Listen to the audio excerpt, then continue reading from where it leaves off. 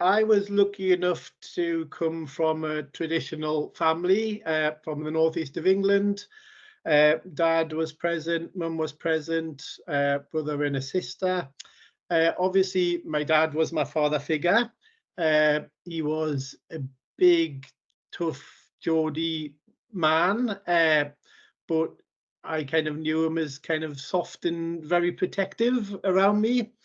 He was very hardworking. He was very old-fashioned. He would work hard. He would smoke hard. He would drink hard. Um, in As he worked weekends and things like that, I used to go to my grandfather on my mum's side and grandma's. And my granddad also was a father figure or someone I would look up to. Uh, my dad was a bit of a, he didn't necessarily follow the rules. My granddad followed the rules to the point. And again, he was old fashioned, but he was very, very, very loving.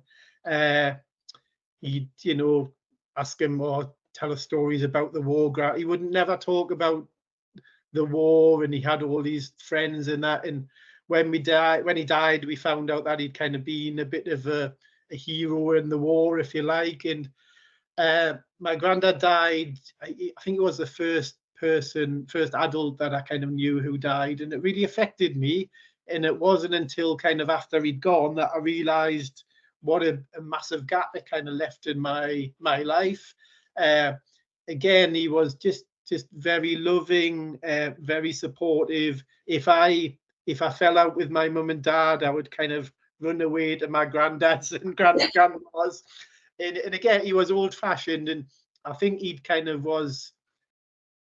I think sometimes this happens with grandparents. That my mum said, "Oh, granddad was never gentle like that with me. He was very strict in Yeah. that." But when the grandparents come, and I see it with my own wife's father, that again the same things happen, is that the grandparents become a bit softer towards the grandchildren. So he was, he'd give us sweets and let us stay up, watch us get up, watch match of the day. uh, my dad didn't really like football, but my granddad liked football, so I kind of had that connection with him. And he'd take me to football, take me to horse racing and bits and pieces like that. And it was yeah, uh, a really loving relationship. And yeah, and my granddad done things kind of the right way. He was very, like I say, he would follow the rules and things like that. Um, Moving forward, yeah, so I kind of lost my dad and my granddad. My dad died 10 years ago. I have a friend now in London. He's a little bit older than me, but he's got a lot of worldly experience, and he's kind of clever. Uh, and I guess I look to him sometimes as a father figure if I've got anything to kind of talk to about any worries and that, yeah, I kind of go see him and grab a coffee, or we go walking in the mountains. I do something like that, have trips away, and kind of just kind of, he's done most of it before. He knows what things involve and that, so yeah. Yeah, so I think I've been lucky really that I've had some good good role models, if you like. Yeah, yeah, they kind of fitted together in one way or the other.